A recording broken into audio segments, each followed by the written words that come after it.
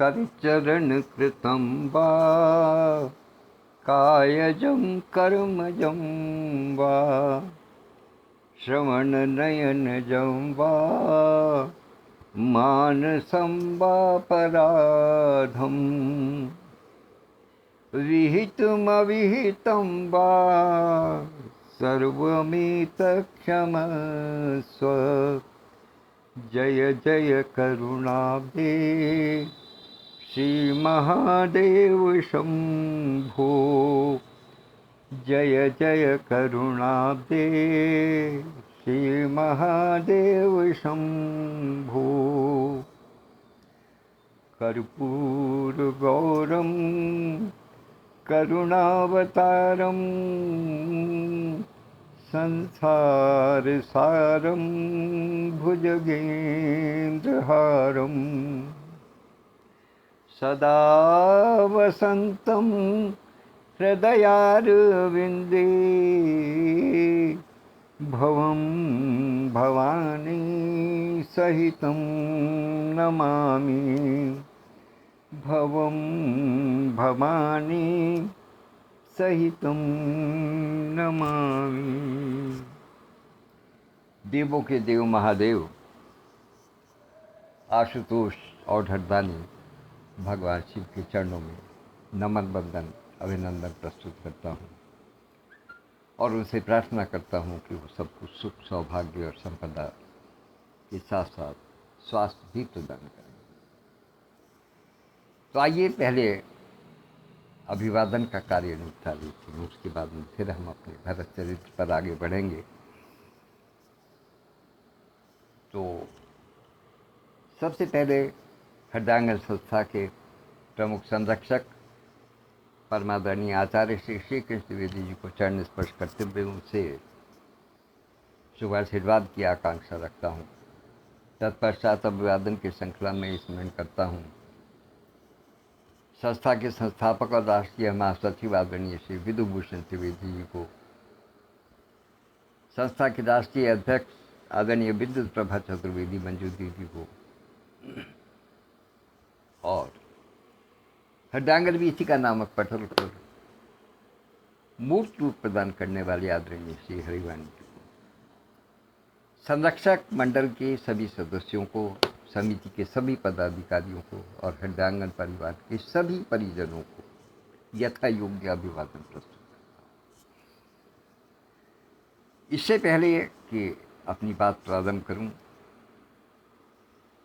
मैं पहले क्षमा याचना करना चाहता हूं, क्योंकि एक विशिष्ट व्यक्ति का विदेश से एक फ़ोन आ गया था और बहुत दिनों बाद बात हो रही थी, तो इसलिए थोड़ा समय उधर की तरफ चला गया, तो मुझे यहाँ आने में विलम्ब हुआ। तो इसके लिए क्षमा प्रार्थी हूँ। और सबसे पहले उपस्थित होने के लिए आदरणीय भाई सत्यप्रकाश पांडे जी, बहन उपमा आर्या जी, शायर कलीमुल्ला परवाना जी और दिल्ली से छोटी बहन वर्षा खन्ना जी, ये सब लोग उपस्थित हैं। सबकी गरिमामय उपस्थिति को प्रणाम करता हूँ।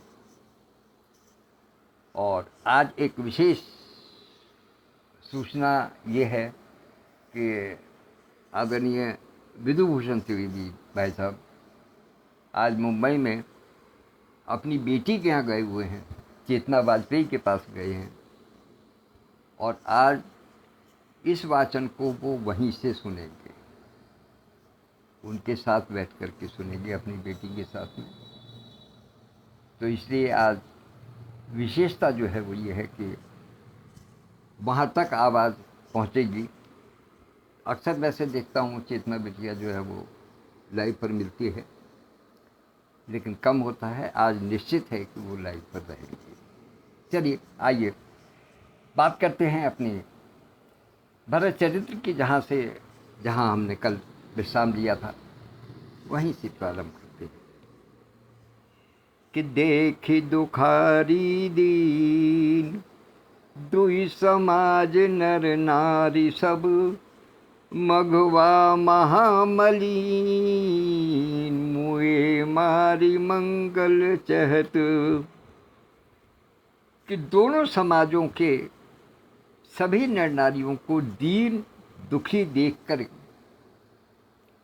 दीन दुखी वैसे नहीं कोई विपन्नता के लिए नहीं, बल्कि दीन दुखी प्रभु श्री राम के प्रेम के कारण जो विभल हो रहे हैं, उनको देख करके, राम और भरत के प्रेम को जान करके जो अपने मन की भावना प्रकट कर रहे हैं, धन्य धन्य कह रहे हैं, आंसू, आंखों से आंसू बहा रहे हैं, उनको देख करके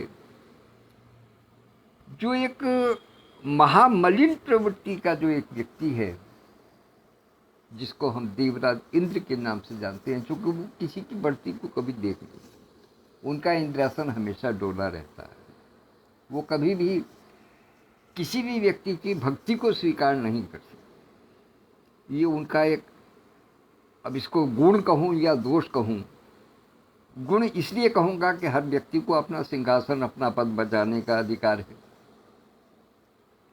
और दोष इसलिए कहूँगा कि उसके लिए कुछ भी कर गुजरने के लिए तैयार हों, वो चाहे अच्छा हो या बुरा हो, तो उसकी गिनती दोष में है। तो जब दोष अधिक दिखाई देते हैं तो फिर उस व्यक्ति की जो परिभाषा है, उसका जो क्या कहते हैं, संबोधन जो है, या उसके प्रति जो भावना होती है मन में, वो यही होती है कि वो व्यक्ति मलिन प्रवृत्ति का है, अर्थात उसकी प्रवृत्ति ठीक नहीं है, जो दूसरे का केवल नुकसान चाहने में है। लेकिन यहाँ परिस्थिति ऐसी है कि प्रभु श्री राम की और भरत जी के प्रेम को देख करके वो सब लोग चूंकि विभल हैं, अब ऐसी स्थिति है कि वो उनको किसी प्रकार से उसका विरोध भी नहीं कर सकते।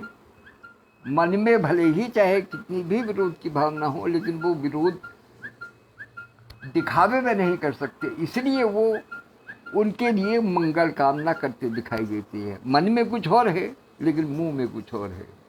मुंह में राम बगल में छुरी वाली बात है कि वो मन से ये चाहते हैं कि ऐसा कुछ ना हो, ये स्नेह न पनप सके, लेकिन ऊपर ऊपर फिर उसकी तारीफ करनी पड़ती है कि भाई आपका मंगल हो, आपकी जो कह रहे हैं वो ठीक। तो वो स्थिति है। तो यहाँ आगे की पंक्तियों में कुछ देवराज इंद्र के विषय में कुछ बातें कही गई हैं, उनका आप देखेगा कि कपट कुचाली शिव शिव राजू, पर अकाज प्रिय आपन काजू, काक समान पाक रे पूरी थी, छली मलिन कतहु न प्रतीति।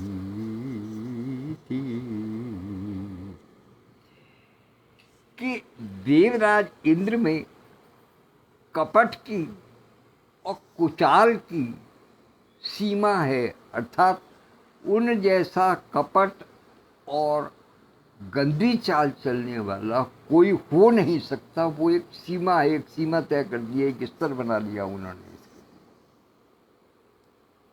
क्यों? क्योंकि उनकी एक ही नीति है कि पर अकाज प्रिय आपन काजू, कि अपना काम बनता भाड़ में गई जनता। सीधा सा सिद्धांत है, राइट हैंड नोट में देखा। उन्हें केवल और केवल अपने कार्य के सिद्ध होने के लिए, अपने लाभ के लिए, वो चाहे किसी का नुकसान हो जाए तो उसमें भी उनको कोई दिक्कत नहीं है। वो अपने काम को सिद्ध करने के लिए दूसरे का नुकसान करने के लिए भी तैयार रहती हैं हर समय। मेरा काम सिद्ध होना चाहिए, दूसरे का नहीं होना चाहिए। दूसरा जो है वो हानि में चला जाए कोई परेशानी नहीं है, लेकिन लाभ मेरा होना चाहिए। और उनकी जो विशेषता है, और क्या बताइए, कि काक समान पाक री पूरी थी, कि उनकी जो, उनके हिसाब से जो पवित्र नीति जो है, पवित्र जो रीति है उनकी, वो क्या है वो कागा के समान है, कौवे के समान है। उनकी नीति जो है, उनकी जो रीति है वो कौवे के समान है कि छली मलिन कतहु न प्रतीति। उनका मन हमेशा छली रहता है, छल करने में रहता है, मलिन दूसरे को कष्ट देने में रहता है। उनको किसी के प्रति कोई स्नेह नहीं होता, उनको किसी के प्रति। तो इसलिए उनकी रीति कौवे के समान है। उनकी जो उपाधि है या उनकी जो वो है।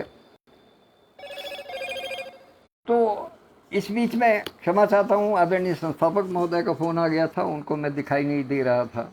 उनको ये लगा कि पता नहीं आज आ रहा हूँ कि नहीं आ रहा हूँ, तो उनसे बात करनी आवश्यक थी। तो मैं कह रहा था कि इंद्र की नीति जो है, उनकी जो रीति है वो कौवे के समान है। वो छल करने से बाज नहीं आते, उनकी बुद्धि मलिन है, उनको किसी से कोई प्रतीति नहीं है, उनको किसी से किसी प्रकार की कोई प्रीत नहीं है, कोई प्रतीत नहीं है। वो हमेशा केवल एक ही काम कर सकते। प्रतीत मतलब विश्वास, वो किसी पर विश्वास नहीं करते, उनको किसी से प्रतीत नहीं है। जैसे कौवे को किसी पर विश्वास नहीं होता, वो हमेशा बस केवल अपनी बात सुनता है, अपनी अपनी चीज़ देखता है। एकाक्षी है, कौवे को एकाक्षी कहा गया है। जब प्रभु श्री राम ने सीता मैया के पैर में चोंच मारने के कारण जयंत को एक आँख का कर दिया था, तब से कौवा एकाक्षी है। तो वो एकाक्षी उसको उसने किसी दूसरे ढंग में ले लिया। वो सबको एक ही आँख से देखता है, वो किसी पर विश्वास नहीं करता, किसी प्रकार से उसको कोई वो नहीं है। वो केवल बस अपने ही काम की सिद्धि में लगा रहता है कि मेरा भला होना चाहिए, दूसरे से कोई मतलब नहीं, दूसरे का नुकसान हो तो प्रथम कुमत करी कपटु सकेला, सो चाट सबके सिर मेला।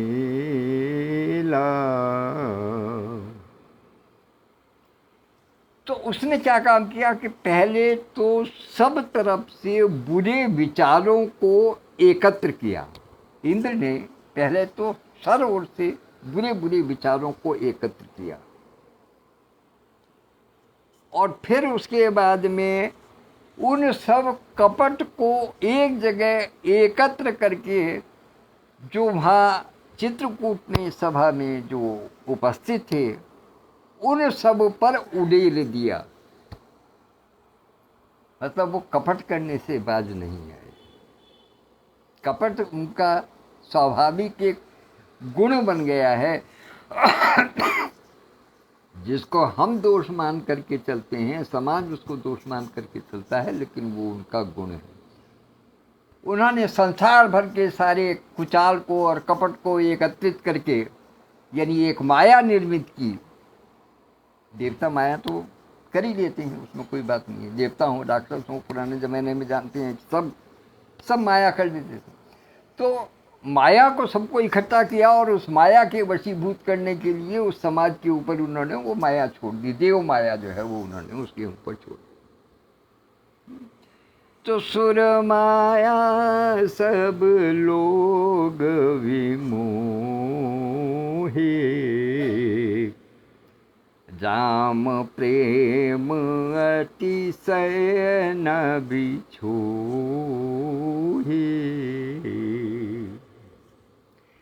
तो इस प्रकार से इंद्र की जो माया है, उसने सबके मन को प्रभावित किया, उसने सबके मन को प्रभावित किया।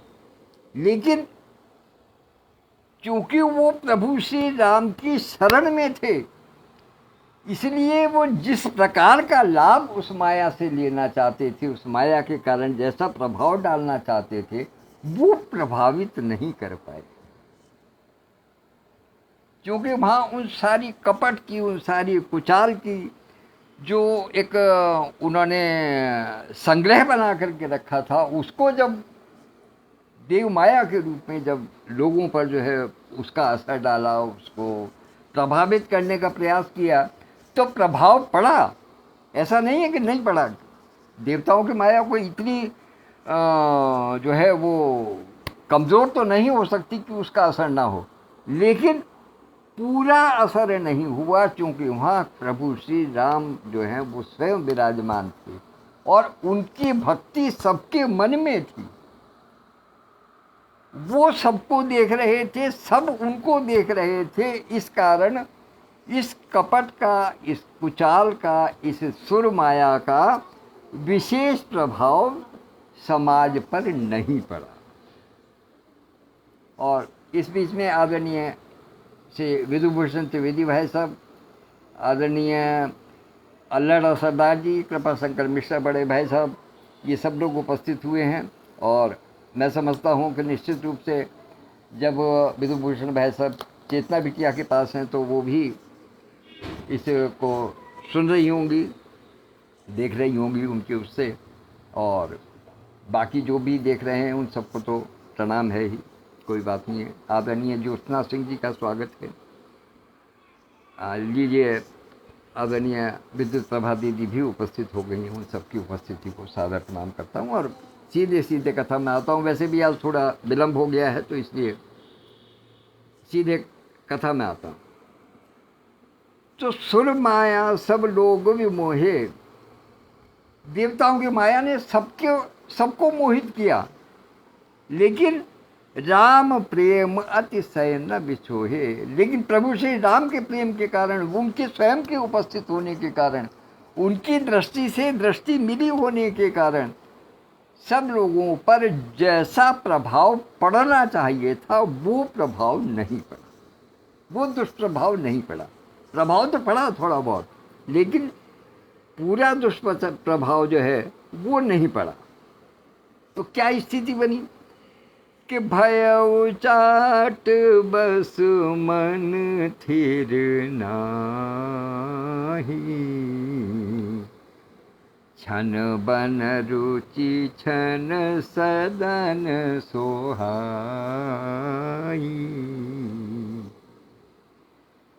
देवताओं ने जो माया छोड़ी, जिसके कारण की परेशानी पैदा हुई, वो परेशानी क्या हुई?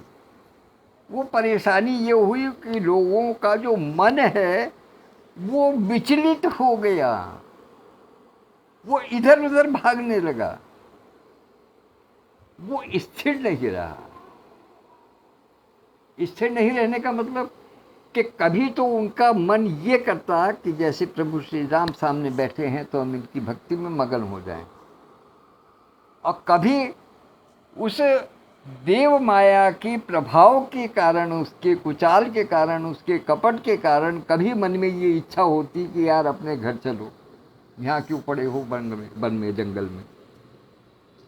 तो दोनों स्थितियाँ हो गई, क्योंकि उधर प्रभु श्री राम का प्रेम भी चल रहा है, उधर से उनके देवताओं की माया भी प्रभाव डाल रही है, तो दोनों एक दूसरे से आकर के टकरा गए। तो बीच में फंसा कौन? एक पुरानी कहावत कही जाती है,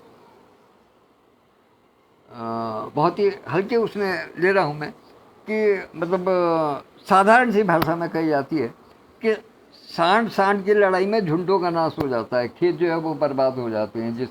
जिस खेत में सांड जो है वो लड़ते हुए पहुंच जाते हैं तो उसकी फसल का नुकसान हो जाता है।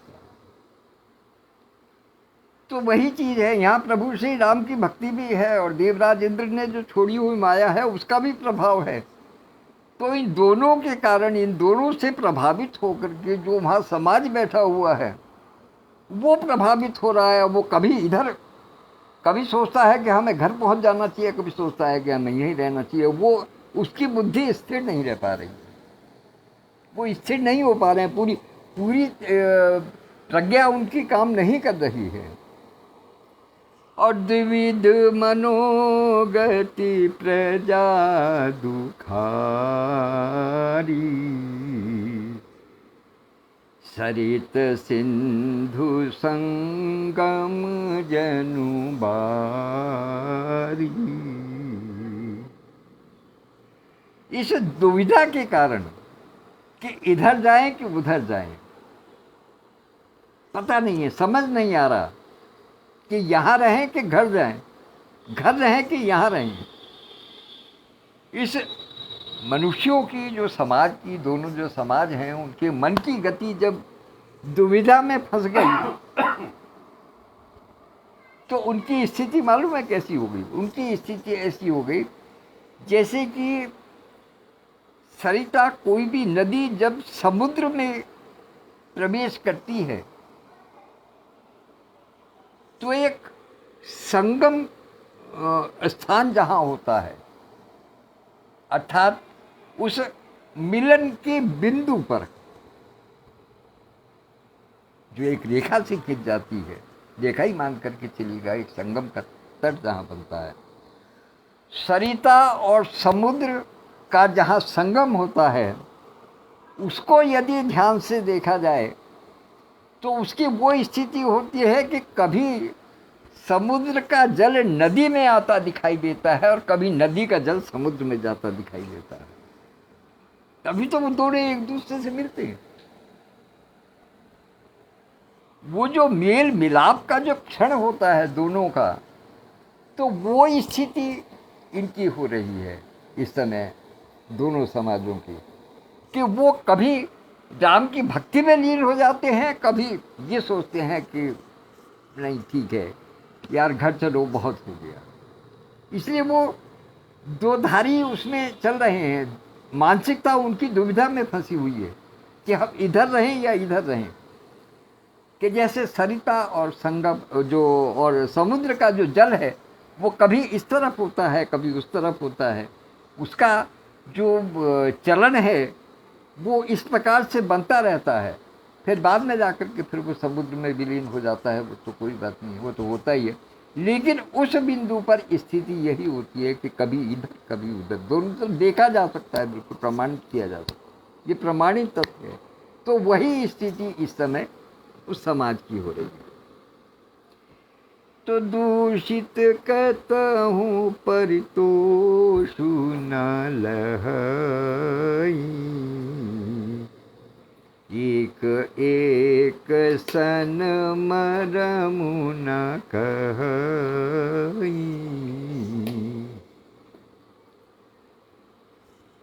तो दुचित कतहु परितोषु न लहई, अर्थात दोहरी मानसिकता के कारण। अब ये दोहरी मानसिकता क्या है, इसको आप समझ, इस पर पूरी बात हो चुकी है, इसके विषय में अब ज़्यादा कुछ कहने की आवश्यकता है। दोहरी मानसिकता के कारण सब जान रहे हैं कि ये दोहरी मानसिकता है। कोई कारण ऐसा जरूर है जो हमें घर की तरफ को खींच रहा है, कोई कारण ऐसा जरूर है जो कि हमें प्रभु श्री राम की तरफ को खींच रहा है, उनकी भक्ति की तरफ को खींच रहा है। तो उस दोहरी मानसिकता के कारण, और जान रहे हैं कि क्या सही है और क्या गलत है, क्योंकि आए तो यहाँ प्रभु श्री राम के प्रेम के ही कारण है। तो निश्चित रूप से पलड़ा तो यही का भारी है, पलड़ा तो इसी बात का भारी है कि हमें प्रभु श्री राम के प्रेम में ही डूबना है। लेकिन देवताओं की माया जो है वो विचलित करके इनको बार बार घर की तरफ को भेजना चाहती है, घर की तरफ उनका रुझान लगाना चाहती है। तो इसलिए जो समाज के व्यक्ति हैं वो अपने दिल की बात अपने पड़ोसी को नहीं बताते, क्योंकि वो जानते हैं कि अगर हमने अपनी दुविधा की बात बता दी तो ये क्या सोचेंगे कि अच्छा, अरे इनके मन में दुविधा है। क्योंकि वो जानते हैं कि उन्हें इस बात का पता नहीं कि वो भी इसी दुविधा का शिकार हैं जिससे बात करने में डर रहे हैं। तो इसलिए अपने दिन का, अपने मन का जो मर्म है, जो भाव है, जिस प्रकार की दुविधा उनके मन में फंसी हुई है, वो उसको किसी अपने पड़ोसी को, किसी अपने साथी को, किसी अपने पड़ोस में बैठने वाले को, रिश्तेदार को, नातेदार को, संबंधी को बता नहीं रहे हैं। क्योंकि अगर बताएंगे तो मन की बात बाहर निकल जाएगी। मन का जो मर्म है वो मन के मन में ही रहे तो ठीक है। कि बंद मुट्ठी तो लाख की और खुल गई तो खाक की। तो इसलिए अपने मन की बात, अपने मन की जो दुविधा है वो किसी के सामने प्रकट नहीं करते कि नहीं तो मामला गड़बड़ हो जाएगा। तो ऐसी स्थिति जब हो गई, प्रभु श्री राम सब देख रहे हैं, उनसे कुछ छुपा थोड़ा ही है, वो तो सर्वज्ञ हैं, अंतर्यामी हैं, वो सब देख रहे हैं। तो लखी ही हंसी कह कृपा निधानु, लखी ही हंसी कह कृपा निधानु। प्रभु श्री राम ने जब अपने सारे समाज की, दोनों समाजों की, जब ये स्थिति उनके चित्त की जानी, तब वो मन ही मन हंस दिए। मन ही मन हंसे इसलिए कि देखो कैसे व्यक्ति हैं, दुविधा में फंसे हुए हैं, और इंद्र ने क्या चाल चली है। प्रभु श्री राम का जो आदर्श वाक्य है, जो कल भी बताया था, वो यही है कि जिसके यदि कोई उनकी शरण में आ गया तो जो उसके दोष हैं उसको भी गुण बता करके प्रसारित करते हैं। तो इसलिए देवराज इंद्र की इस नीति की, इस रीति की, जो उसने अपना प्रभाव डालने का प्रयास किया, जो गद्दी चाल चली है, जो कपट किया है, वो उसके प्रभाव को देख करके हंस रहे हैं। वो हंस रहे हैं, उसको देवराज इंद्र को कुछ नहीं कह रहे, लेकिन वो हंस रहे हैं। और हंस करके वो क्या समझाते हैं कि सरिस स्वान मघवान जुबानु। अंत में उन्होंने एक बात कही कि स्वान कुत्ता, मघवान यानी कि इंद्र, और जुबान यानी कि नवयुग, उन्होंने तीनों को एक साथ लगा दिया। कुत्ता, नवजवान अर्थात कामी पुरुष, और इंद्र, ये तीनों हमेशा से ही विचलित रहने वाले रहे हैं। और इन तीनों की जो स्थिति है वो बिल्कुल एक सी है। क्योंकि अगर हम पाणिनि के छंद शास्त्र पे चलते हैं, महर्षि पाणिनि के छंद शास्त्र में चलते हैं, तो वो तीनों एक सी मात्राओं के ही शिकार हैं। स्वन, युवन और मघवन, ये तीनों समतुकांत हैं। अर्थात इन तीनों की रीति, नीति, प्रतीति वो सब एक समान है। इसलिए प्रभु श्री राम उसकी इस इंद्र की इस नीति को देख करके, इस कुचाल को देख करके और लोगों के मन की दशा को जान करके वो हंस, उनके चेहरे पर मुस्कान आ गई। तो भरतु जनक मुनि जन सचिव, साधु सचेत बिहाई, लागी देव माया सबही, जथा जोग जन पाई। अब इंद्र की जो कपट थी, जो कुचाल थी, उससे कौन कौन बचा? निश्चित रूप से जो प्रभु श्री राम के केंद्र को बिल्कुल निकट थे। जब चक्की चलती है ना, तो जो अनाज का दाना जो केंद्र से दूर, जो कीली से दूर होता है, वो पहले पिसता है। वही पिसता है जो कीली के पास रहता है, जो केंद्र से जुड़ा रहता है, उस पर चक्की के पाट के चलने का उतना असर नहीं होता। तो प्रभु श्री राम जो है वो उस केंद्र बिंदु के समान हैं। इसलिए उनके साथ जो पूरे चित्त के साथ में जो लगे हुए हैं, पूरी तरीके से जो उनके भरोसे पर लगे हुए हैं, उन पर इंद्र की इन कुचालों का कोई असर नहीं हुआ। बाकी सब पर असर हुआ, थोड़ा बहुत हुआ, किसी पे थोड़ा हुआ, किसी पे ज़्यादा हुआ। जो जिसकी बुद्धि जिस प्रकार की थी, जितनी जिधर की तरफ को लगी हुई थी, उस पर उसी प्रकार का असर हुआ। कुछ लोग जो घर को ज़्यादा महत्व देते थे, उन पर घर की बात का ज़्यादा असर हुआ, इंद्र की विचार का अधिक असर हुआ।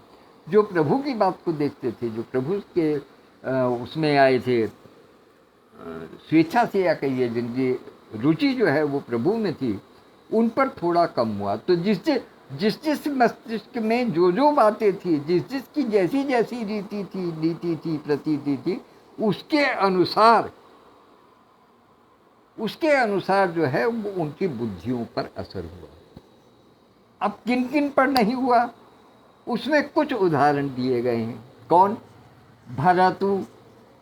भरत पर असर नहीं हुआ, जनक पर नहीं हुआ, मुनिजन जितने गुरुदेव थे, जितना ब्राह्मण वर्ग था, सदानंद जी थे, तो उधर जनक के समाज से थे, या इधर अवश्य थे, गुरु वशिष्ठ जी थे, वामदेव जी थे, और भी थे।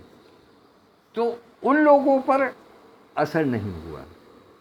तो किन पर नहीं हुआ? भरत पर नहीं हुआ, जनक पर नहीं हुआ, मुनिजन पर नहीं हुआ, और जो राज्य के सचिव थे वो निश्चित रूप से प्रभु के साथ में सीधे संपर्क में थे, तो उन पर नहीं हुआ। और साधु सचेत बिहाई, और ज्ञानी जो ज्ञानी थे, सचेत मतलब जो ज्ञानी थे, और साधु जो निर्मल हृदय थे, उन लोगों को छोड़ करके जिस व्यक्ति के मन की स्थिति जैसी थी, उस प्रकार से उसकी इंद्र की कुचाल का असर, इन पर कोई असर नहीं। क्योंकि ये पूरी तरीके से, मैंने बताया ना, उसकी केंद्र बिंदु में जो कीली है, प्रभु श्री राम के प्रेम की जो कीली है, उससे लगे हुए थे, तो वो उसी के चारों तरफ घूम रहे थे, तो उन पर फिर बाकी चीज़ का असर नहीं। उन पर संसार की और सांसारिक और किसी वस्तु का, देव माया पर उन पर किसी प्रकार का कोई असर नहीं।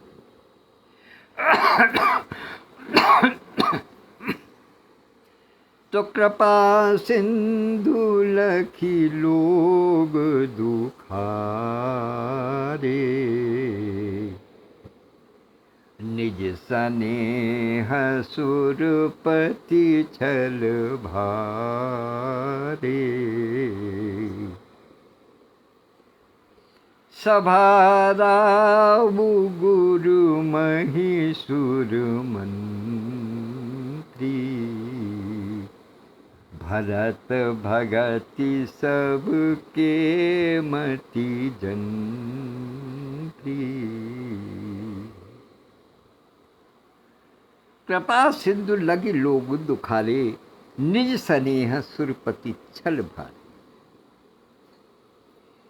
प्रभु श्री राम ने जब लोगों को अपने स्नेह और देवराज इंद्र, जब दोनों के वैचारिक मतभेद में दुखी होते देखा, तो उन्होंने क्या काम किया? उन्होंने एक बहुत सुंदर काम किया, एक वातावरण तैयार किया। क्या किया? कि सभाराऊ गुरु महीसुर मंत्री, भरत भगति सबके मति जंत्री। तो उन्होंने सभा, राजा जनक, गुरुदेव, ब्राह्मण और जो मंत्री थे, जो सचिव थे, उन सबकी बुद्धि को भरत जी की भक्ति से कील दिया, कीलक का काम कर दिया। भरत जी की भक्ति की ओर जो है वो उन सबके ध्यान आकृष्ट कर दिए। नतीजा ये हुआ कि देवराज इंद्र की जो कुचाल थी वो उन पर किसी प्रकार का असर नहीं कर, कोई असर नहीं। तो राम ही चितवत चित्र लिखे से, सकुचत बोलत वचन सीखे से। भरत प्रीति नति विनय बढ़ाई, सुनत सुखत बरनत कठिनाई।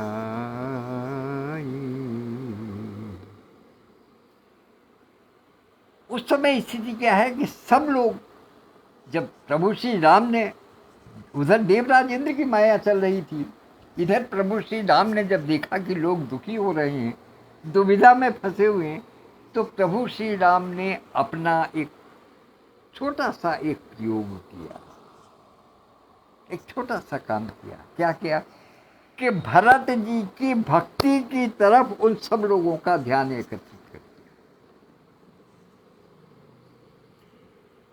और सब लोग एक मंत्र मुग्ध होकर के प्रभु श्री रामचंद्र जी की तरफ देख रहे हैं। अब देखिए, प्रभु श्री राम ने सम्मोहित किया उन लोगों को जो कि उनकी तरफ देख रहे थे। तो निश्चित रूप से उस सभा में, उस सभागार में जो भी थे, उस उपस्थिति में, उस सदन में जितने भी थे, वो सबका ध्यान प्रभु श्री राम की ओर था। लिहाजा चित्र लिखे से जो है वो लोग बाग प्रभु श्री राम को देख रहे थे, अर्थात उनको अपने तन मन का होश नहीं था। उनका ध्यान केवल और केवल प्रभु श्री राम के चरणों में था। प्रभु श्री राम को ही देख रहे थे, अपलक निहार रहे थे। और सकुचत बोलत बचन सीखे से, सकुचाए हुए केवल वही कुछ बोल रहे थे जो उनको बोलना चाहिए था, अर्थात जो साधुता की बात है केवल वही कर रहे थे।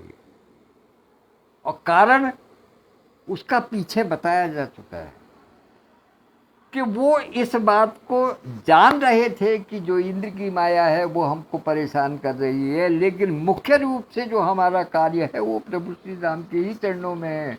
अरे हमारा यहाँ आने का मुख्य उद्देश्य तो प्रभु श्री राम को ही लेकर के जाना है, उन्हीं के दर्शन करने के लिए आए हैं। इसलिए कि मन के भाव किसी प्रकार से जो दूषित भाव हैं वो ना किसी को पता चल जाए, लिहाजा वाणी से जो कुछ उच्चार रहे हैं वो वही उच्चार रहे हैं कि प्रभु श्री राम की शरण में ही रहना है। और ये क्यों हुआ? क्योंकि प्रभु श्री राम ने भरत जी की भक्ति से उन सबके हृदयों को कील दिया है, सम्मोहित कर दिया है भरत जी की भक्ति से। क्यों? क्योंकि सुख सुनत सुखद बरनत कठिनाई, क्योंकि भरत जी की प्रीति, नीति और विनय, ये सब सुनने में तो बहुत अच्छे हैं, इनको सुनना बहुत अच्छा लगता है, लेकिन इनका वर्णन करने में बहुत कठिनाई है, इनका वर्णन नहीं किया जा सकता। ये कुछ कंसंट्रेटेड घोल की तरीके से हैं, डाइल्यूट नहीं है जिसको कोई जल्दी से इस्तेमाल कर देगा। ये कंसंट्रेटेड हैं, इसमें जो एक बार फंस जाएगा, इसके अंदर इस चक्र में जो आ गया वो बाहर नहीं निकल सकता। जैसे गूंगे के गुड़ वाली बात होती है कि गूंगे व्यक्ति को गुड़ खिला दिया जाए तो वो उसके स्वाद को तो अनुभव करता है, लेकिन वो बता नहीं सकता कि इसका स्वाद कैसा है, इसका प्रभाव मुझे कैसा लग रहा है, बता नहीं सकता। तो वही स्थिति यहाँ की है कि प्रभु श्री राम ने भरत जी की भक्ति के द्वारा जो इन्हें कील दिया है वो इसी कारण कीला है ऐसे ही मान करके चलिए कि भरत जी की भक्ति, विनय और नीति, इनको सब सुन तो सकते हैं, अनुभव तो कर सकते हैं, लेकिन वर्णन नहीं कर सकते। सुनत सुखद, सुनना तो सुखदायक है, लेकिन वर्णत कठिनाई, इनका वर्णन करना जो है वो बहुत कठिन है। तो जासु बिलो की भगति लवलेसु, प्रेम मगन मुनिगण मिथिलेसु।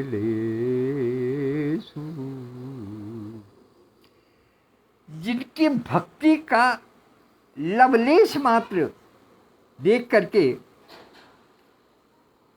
मुनिगण, सिद्धजन और मिथिलेश्वर जनक जी प्रेम में मगन हो गए। किसकी? भरत जी। जिनकी भक्ति को थोड़ा सा अनुभव करके मुनिजन, सिद्ध लोग और जनक जी वो अभिभूत हो गए, प्रेम में मगन हो गए, तो उन भरत जी की महिमा को कौन कह सकता है? तो इसको अगली पंक्ति में तुलसीदास जी कहते हैं कि महिमा तासु कहे किमि तुलसी,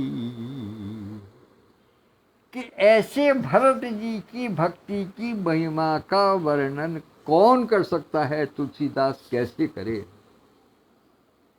तुलसीदास जी स्वयं कहते हैं कि मैं इस भक्ति की महिमा का वर्णन कैसे कर सकता हूँ, नहीं कर सकता। और भगति शोभाय सुमति ही अहुल्सी, भगति शोभाय सुमति, भरत जी की भक्ति, उनका स्वभाव और उनकी सुंदर मति, बुद्धि, सुमति, तीन चीजों का ही वर्णन किया है कि भरत जी की भक्ति, स्वभाव और सुमति, सुंदर जो बुद्धि है, ही है हुलसी। वो ही माने हृदय को, हुलसी बने हर्षाने वाला है, वो हृदय को हर्षाने वाला है।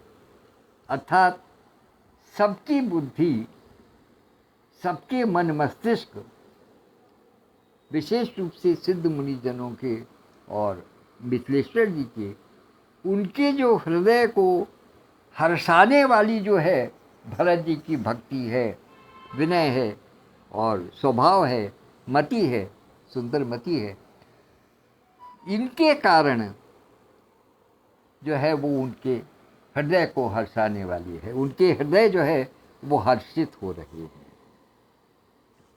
उनके हृदय हर्षित हो रहे हैं। तो आप छोटू महिमा बड़ी जानी, कवि कुल कानी मानी सकुचानी। यहाँ तुलसीदास जी अपना वर्णन करते हैं। तुलसीदास जी कहते हैं कि आप छोटी महिमा बड़ी जानी, कि मैं तो बहुत छोटा हूँ, मेरी बुद्धि का क्या है, मेरी बुद्धि तो बहुत छोटी है, लेकिन जिस भरत की महिमा को मैं गाने का प्रयास करता हूँ, उनकी महिमा बहुत बड़ी है। अर्थात मैं उसको पूरी तरीके से समझने में असमर्थ हूँ, क्योंकि मेरी बुद्धि बहुत छोटी है। इसे मैं उसको किस प्रकार से गाऊं? इसलिए कवि कुल कानी मानी सकुचानी, इसलिए कवि कुल के जो शिरोमणि हैं, मैं उनसे क्षमा मांगता हूं, क्योंकि मैं जिस विषय को उठाया है, जो मैं महिमा का वर्णन करना चाहता हूं, उसकी सामर्थ्य मेरे अंदर नहीं है, मेरी बुद्धि में नहीं है। इसलिए जो कविकुल शिरोमणि है, जो जाने माने कविगण हैं, वो मुझे क्षमा करें यदि मेरे से किसी प्रकार की भूल हो जाती है तो। और कही न सकती गुण रुचि अधिकाई, मति गति बाल वचन की नाई। और कही न सकती गुण रुचि अधिकाई, भरत जी के गुण के प्रति मेरे मन में रुचि बहुत अधिक है। मैं उनको बहुत ज़्यादा एडमायर करता हूँ, यानी मेरे मन में बहुत स्नेह है, श्रद्धा है, विश्वास है भरत जी के गुणों में है। लेकिन उनके गुण और रुचि को मैं कह नहीं सकता। मुख्य बात यही है कि भरत जी की भक्ति और उनकी विनयशीलता और उनके जो स्वभावगत जो उनका व्यक्तित्व है, उसके विषय में वर्णन करने में कोई भी समर्थ नहीं है। वही बात तुलसीदास जी भी कहते हैं। तो इसलिए क्या कहते हैं कि गति मति बाल वचन की नाई। इसलिए मेरी बुद्धि की जो गति है, अर्थात जो कुछ भी मैं कर रहा हूँ, लिख रहा हूँ या कहना चाहता हूँ, उसको मेरे से जो बड़े वाले कविकुल हैं, जो शिरोमणि हैं, जो कविकुल शिरोमणि हैं, वो मेरी बातों को बाल बुद्धि की बातें समझ करके उनको क्षमा कर, मेरी बातों को ऐसे ग्रहण करें जैसे कि एक बालक की बुद्धि होती है, बालक की बात होती है, जैसे एक बालक बात कर रहा हो। क्योंकि मेरे पास कोई अनुभव नहीं है। मैं पहले ही कह चुका हूँ कि भरत जी के विषय में कुछ भी कहना, सुनना तो अच्छा लगता है, जानना तो अच्छा लगता है, मानना तो अच्छा लगता है, लेकिन वर्णन करने में बहुत कठिनाई है, वर्णन नहीं किया जा सकता। तो इसलिए भरत विमल जसु विमल विधु, सुमति चकोर कुमार, उदित विमल जन हृदय नभ, एक टक रही निहार। कि भरत जी का जो निर्मल यश है, वो निर्मल चंद्रमा है, और एक कवि की जो बुद्धि है वो चकोरी के समान है।